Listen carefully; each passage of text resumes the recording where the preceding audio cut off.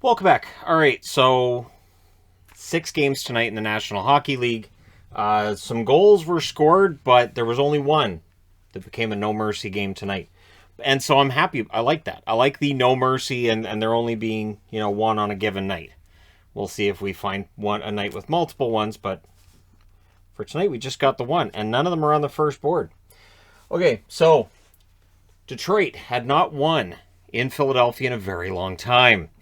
I wore a Philadelphia jersey for the preview. Apparently that's what it takes. Also, the fact that Philadelphia not playing well. It's like they watched my preview and said, he says we're not as bad as our record. Let's prove him wrong.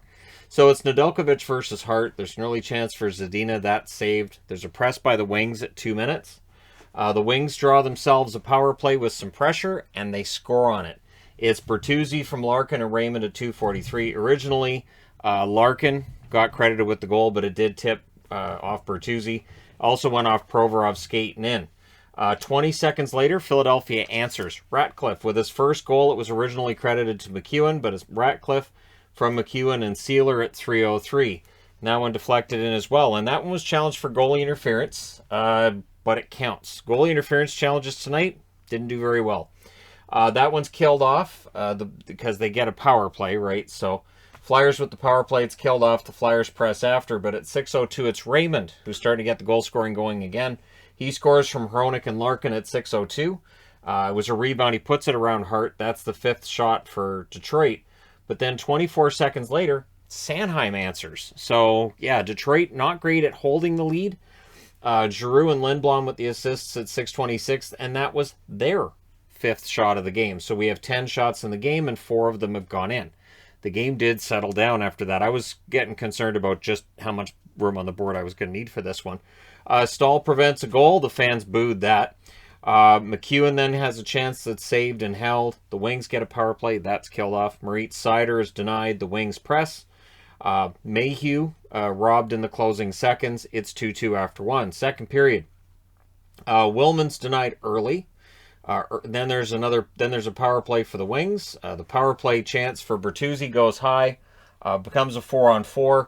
During the Flyers power play, a shorthanded chance for DeKeyser was saved. Everything gets killed off. The Wings press at 5.5 minutes, and eventually they get a goal out of it. It's Suter from Fabry and Bertuzzi at 6:12. The Flyers get a power play. That was unsuccessful. They also did not score immediately after a goal by Detroit. So Fabry would then score from Suter and Seider at 11 minutes. That is the first 2-goal lead that Detroit's had. However, Lawton scores 21 seconds later from Konechny and Sealer. So 20 seconds, 24 seconds, 21 seconds. That shift after they get a goal, Detroit needs to work on. Flyers then get another power play. That was unsuccessful. If Philadelphia's power play had been at all successful tonight, we might have had a different outcome. Third period, early Wings chances saved. The Wings were preventing a push by the Flyers in that third period. They were getting in the lanes, making sure there weren't a lot of opportunities, that those second and third passes weren't there. Veleno has a tip attempt. That wouldn't go. And then Giovanni Smith scores from Veleno and Lindstrom at 8:46. Wings press for another. Flyers get a power play. And, of course, it doesn't score. Goalie pull with 3 minutes and 40 seconds left. The Wings are shot blocking as the Flyers did press. And then Nemesnikov gets a goal into the empty net from Gagne at 19:05. Philadelphia loses at home against Detroit in regulation for the first time since January 25th, 1997. So that's like 25 years plus. Detroit finally gets a win. There you go. 6-3 is the final. Detroit gets back to 500 with the win, 21-21-6. Philadelphia 15-23-8. 15 wins out of 46 games. Man. The shots in this one, 15-11 Detroit in the first, 11-8 Detroit in the second, 8-5 Detroit in the third. Final shots, 34-24 for the Wings. Power plays, Detroit 1 for 3. Philadelphia 0 for 5. The hits, 24-16 Philadelphia. Nedeljkovic, 21 out of 24 saves for him. And Hart saves 28 out of 33 at the other end. Hart did have a couple of goals that weren't great. Again, Carter Hart's been good most of the season. Not a perfect night tonight, and Philly doesn't bail him out. So, we move along to our next game, which is Dallas against Nashville. Now, again, minor bone to pick that it's the TNT game, so even though it's advertised to start at 5 o'clock, Actual puck drops at least 20 minutes later. I was just glad this wasn't a double header with the Islanders Canucks, because then that could have made that game later. Saros versus Ottinger in this one. Early power play for the Preds. It comes away with 0 shots, which would be a theme in this game. Near miss for Forsberg as they press. The first shot of the game is by Nashville at 5 minutes and 40 seconds. It was slow at that stage of the game. Stars were neutral for the first half. We then get 2 minutes of 4-on-4. We get a 4-on-3 for Dallas, and they score. So even though Dallas not great in the first half, on their first shot at 8:58, they score. It's Robertson from Klingberg. It was a perfect tip by Robertson. If I had a dime for every time this kid has bailed out the Stars this year. So the Stars go back to the power play. It becomes a 4-on-4. The shots are 3-2 for the Preds with 7 minutes left. Everything gets killed off there. McCarron then tips one in to tie the game from Tolvanen at 14:41. As much as Detroit had problems holding leads, so did Dallas. It just wasn't usually as rapid fire the responses from Nashville. So we get zone time for Dallas, but they need shots at this point. In the last minute, we get a press by Nashville. We only had 10 shots in the first period. Second period, Stars get a power play. It becomes a 5-on-3 for 32 seconds. Pavelski has a shot that's saved. The net comes off before the Stars can score during that flourish as well. It's killed off. The Stars then had a rush that fizzled on them. Hakanpää had a shot that was blocked. Heiskanen has a blast that's saved. There's a press by the Predators with 6 minutes left. Not a lot of shots for either team to this point in the game. Like, I think there was 21 shots halfway through the game. But it picks up after that. Hakanpää has a shot that's blocked. Okay, now I'm down to here. I'll catch up to myself. Delay of game call. Stars get a power play. Saros saves on Ben. He saves on Heiskanen as well. But who bails him out again? It's Robertson. He scores from Klingberg and Lundell at 16:18. But 18 seconds later, Nashville ties it. So much like Detroit, Dallas having problems holding leads. It's Duchesne from Yossi and Forsberg at 16:36. The funny thing was that, so I'm flipping between games. I come back to this one as they're showing the Duchesne goal, even though my app just told me that Robertson has scored. I'm like, wait, what? What happened? Oh, okay, it's 2-2. Then at 17:59, Hintz scores from Suter, a goal that originally was unassisted. They did give an assist to Suter. And goals on back-to-back Stars shots. So the Robertson one, the Hintz one, those were back-to-back shots on Saros. However, at 19:51, Trenin scores from Jeannot and Yossi. It was off a face-off win. And what drove me nuts on this one was Trenin was given way too many opportunities. That's where Dallas needs to clear the front of the net. You can do that without cross-checks and taking a penalty. Not that I wasn't expecting a penalty there as well. But, man, I think he had 3 cracks at it. So, yeah, Trenin gets that one in, and then goalie interference challenge. And as soon as Rick Bowness called for it, I'm like, where?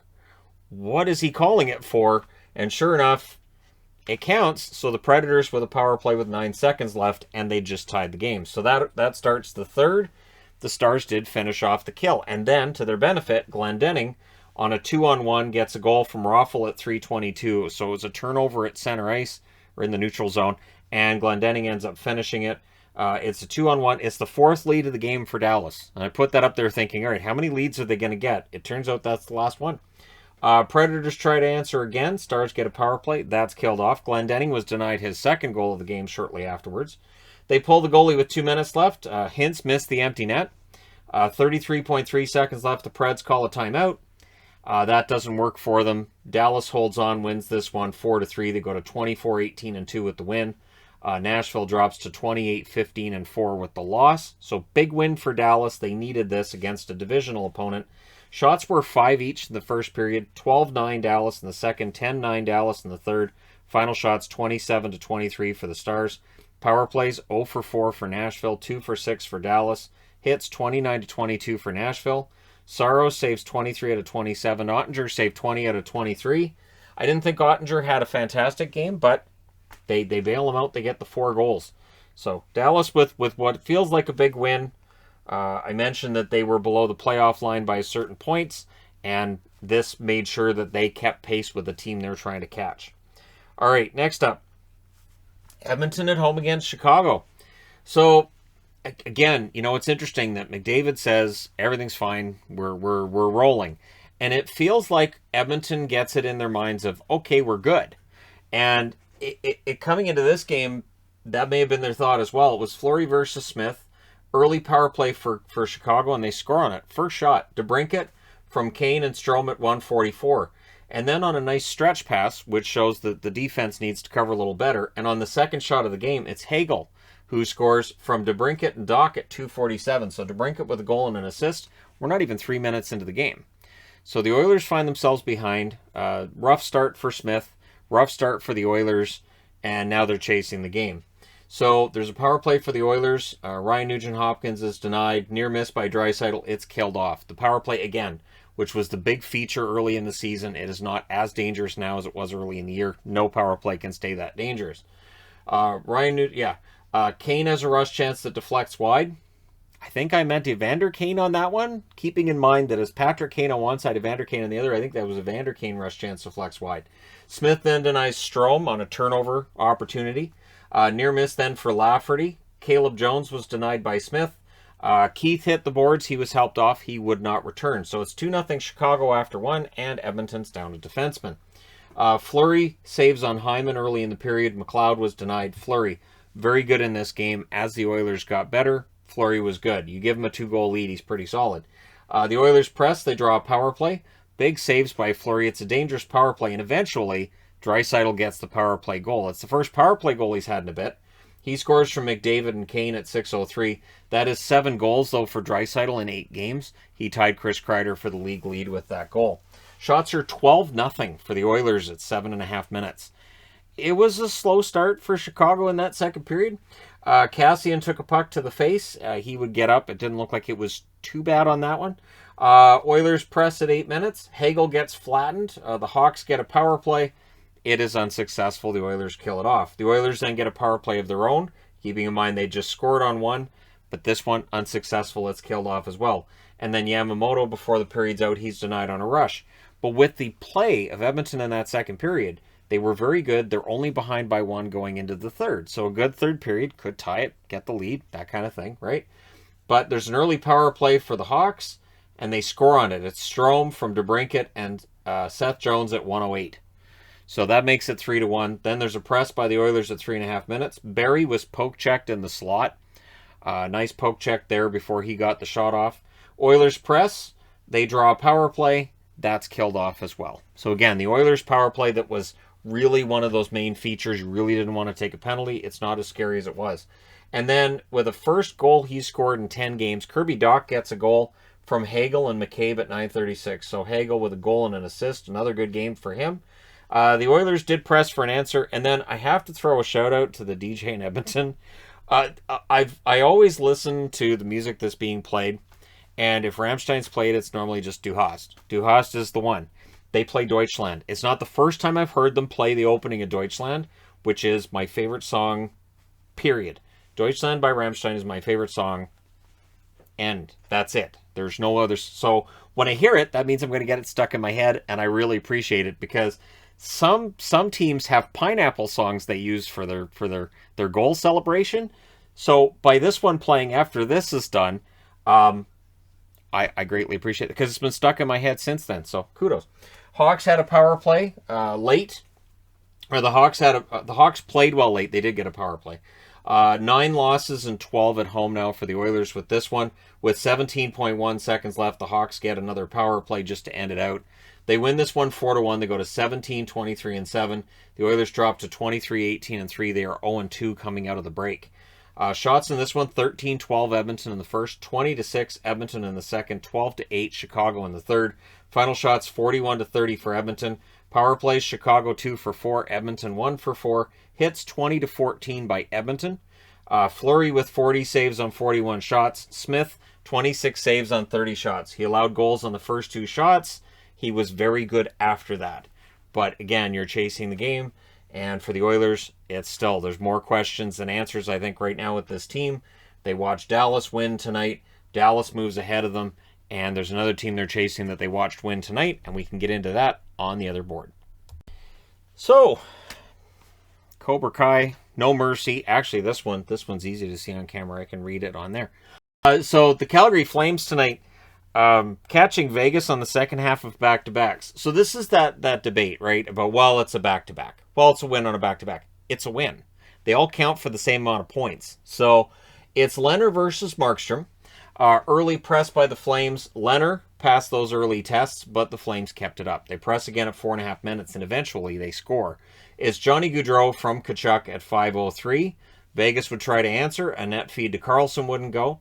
Mangiapane then has a net drive. That draws a power play. Very nice play by Mangiapane there to force the penalty. Backlund would score after it was done. He scores from Hanifin and Shillington at 12:24. That should be the power play goal, right? Yeah, Backlund would have been the power play goal at 12:24. Because Calgary was 1 for 2 on the power play. Yeah, that's power play goal. I just didn't mark it as that. Then at 15:06, Calgary makes it 3-0. It's Lindholm from Tkachuk and Tanev at 15:06. Now that's 3 goals for the Flames. Vegas had 3 shots to that point in the game. So yeah, this is a pretty lopsided game right out of the gate.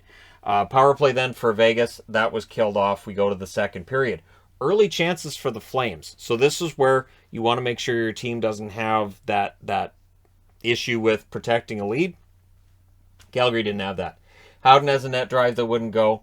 Dodonov couldn't bury one. And then Mangiapane does. He started playing at home the way he does on the road. He scores a lot of goals on the road. If he starts scoring that way at home, he's going to have a very nice total by the end of the year. Backlund and Coleman with the assists on that at 6:57. Vegas would try to answer after that. The nice thing was that Vegas would have these shifts after Calgary goals. They're not getting very many shots during those, though, where they had the zone time. They just weren't getting the shots. Gaudreau with a near miss on a set play. Karlsson has a chance that's saved. Haig had a rush chance that was stopped. Pressed by the Flames with 5 minutes left. McNabb is denied. Markstrom holds on. Vegas presses with 1.5 minutes left. Nolan Patrick with a breakaway in the final 30 seconds wouldn't go. He had numerous grade A opportunities. Markstrom just absolutely robbed him most of the night, starting with the second period. Third period, fans wanted a call early. The ref says no. And then Tkachuk does his between the legs goal. You know the one I'm talking about. He scores from Backlund and Zadorov at 3:09. It was between the legs. Backlund with the pass from behind the net. Leonard had no chance on that. So that makes it 5-0. And then the Flames look for another. Again, they're not sitting back. It's really frustrating at times when a team takes their foot off the gas too early, and the Flames just decided, we're not taking our foot off the gas. Vegas gets a power play. Nolan Patrick with a tip. That's saved. The power play's killed off. Flames are forcing turnovers as well. Mangiapane was then denied twice. The Flames get a power play. Mangiapane would score from Backlund and Hanifin at 15:54. 15:44. That may actually be the power play goal right there. One of them's a power play goal. It's fine. Just take your computer monitor and just write PPG either here or here. Either way, it's 6-0.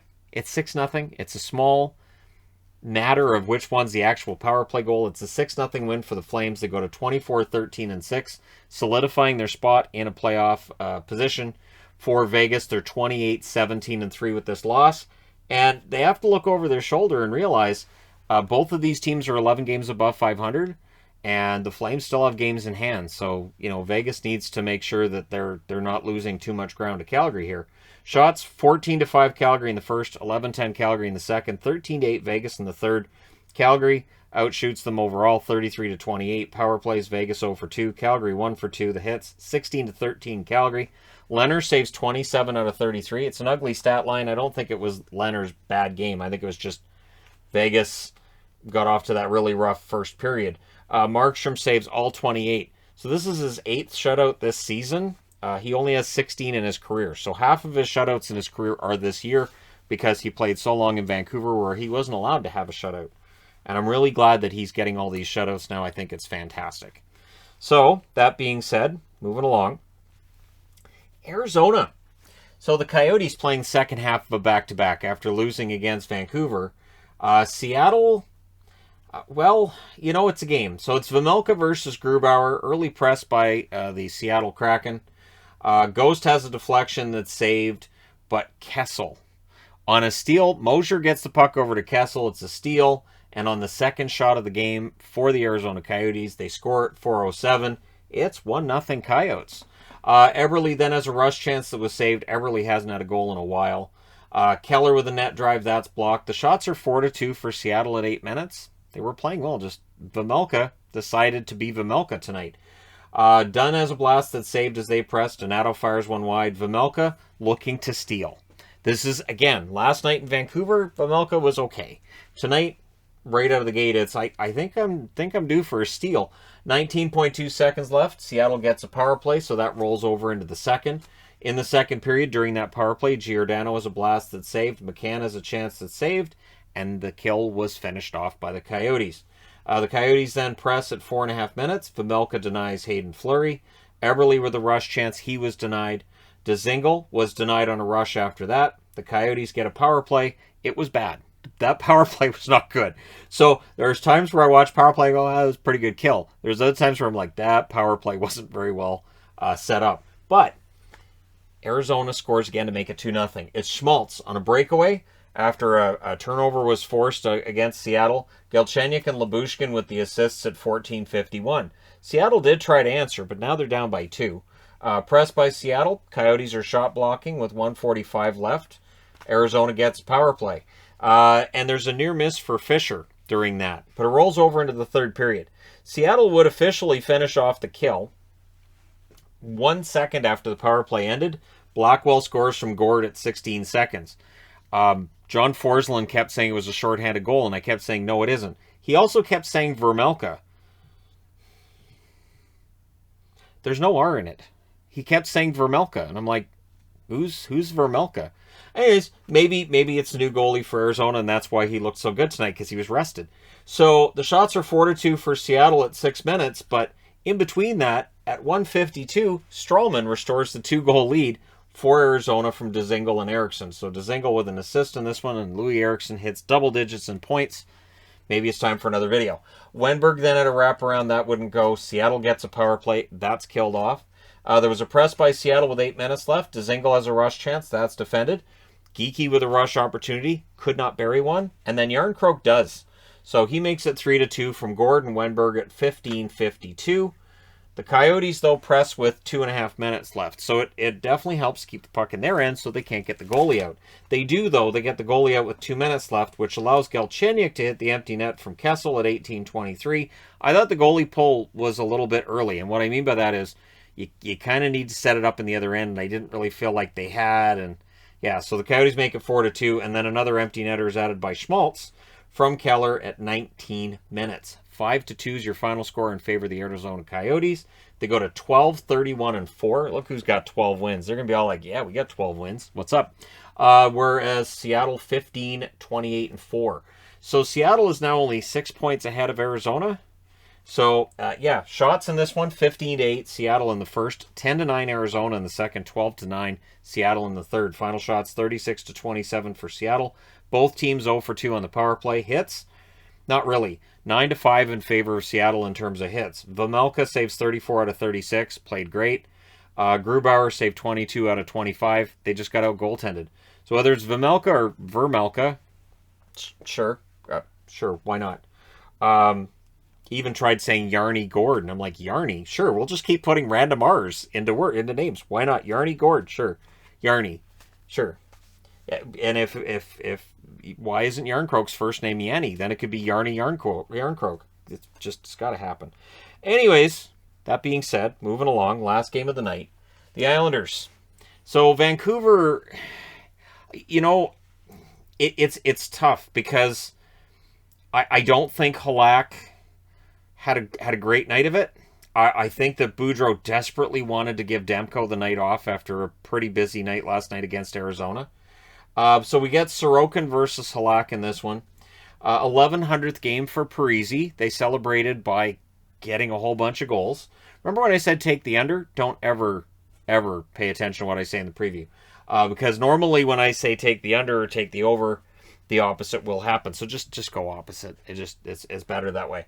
Barzal has a chance that's blocked. The Islanders press.